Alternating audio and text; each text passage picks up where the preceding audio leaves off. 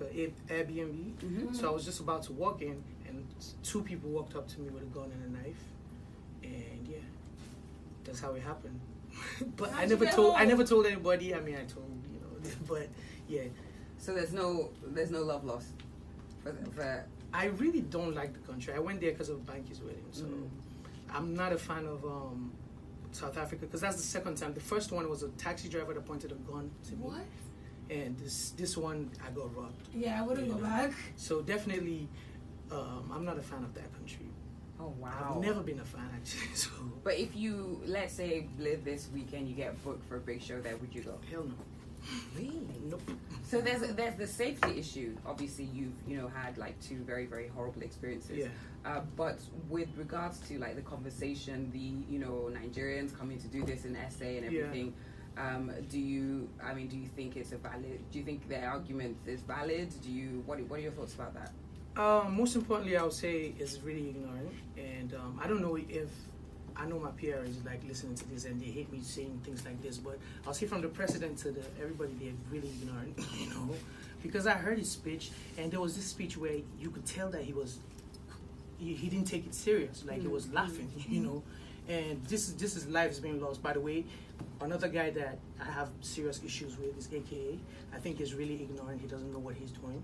I was a fan before, but I'm no more a fan. He's still tweeting nonsense till now.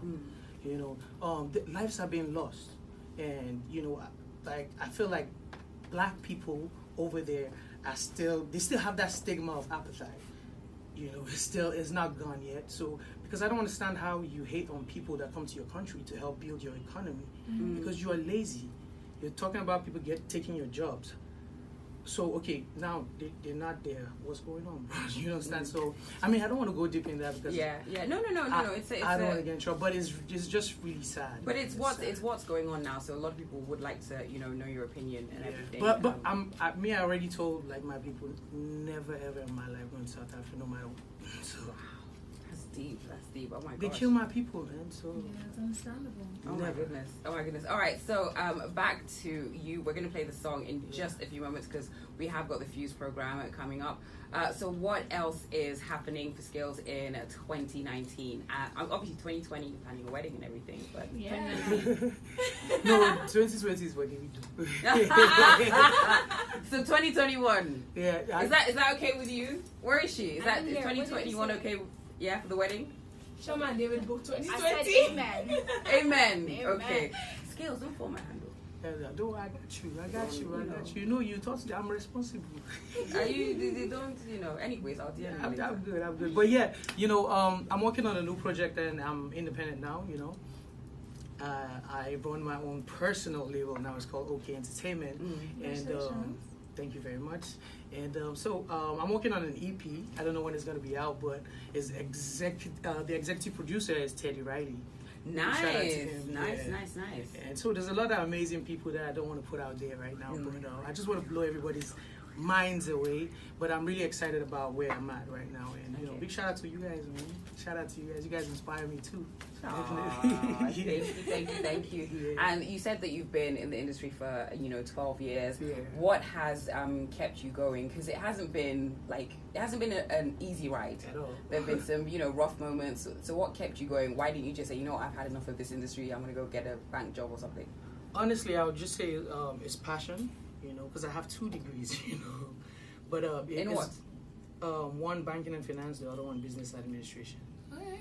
Yeah. So it's just passion. There was a time in my life where I didn't have where to stay, but I had a studio that I was taking up with me, and so it's been passion all the way for me, and I guess it worked one way or the other, and that's what has kept me going. Because I've traveled the world, and I've been to probably like 20 something countries in my life, and I've worked with artists that as a kid I used to see them only on TV, and I can't believe they're sending me DM asking me to work with them and stuff. But big shout out to Diplo, by the way.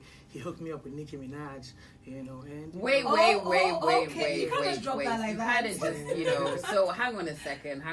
What is so you guys have got a song together? Yeah, I've done a couple. Yeah, you remember? Yes, I also of did course, remixes. Of course, the so remix big shout out everything. to her. Oh, yeah. so I thought you actually. She's such a sweetheart. I thought you meant like you have another like a just no, you we've and her. done, yeah, we've done stuff. Like I said, big shout out to Diplo. He's hooked me up with a lot of stuff with artists that, like I said, like I used to just see on TV, and it's unbelievable.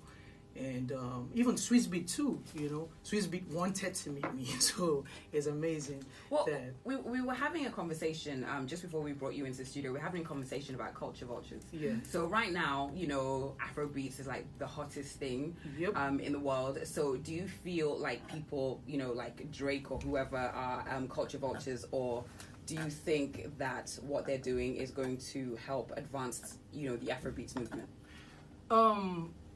Funny enough, I was having this conversation like last night with somebody because I saw what's the name of this UK artist? Is it Wiley or something? Yeah, Wiley talk about Ed Sheeran. That's what we talking He about. was talking about Drake and stuff. Yeah, I'm sorry to say, what has kept Drake going is him just going to different cultures and making it happen. And whether we like it or not, he's a big artist, and because of him, people have learned about that genre. Like Afrobeats. I'm sorry, One Dance was the biggest song in the world, and because of him now, Weezy even became bigger.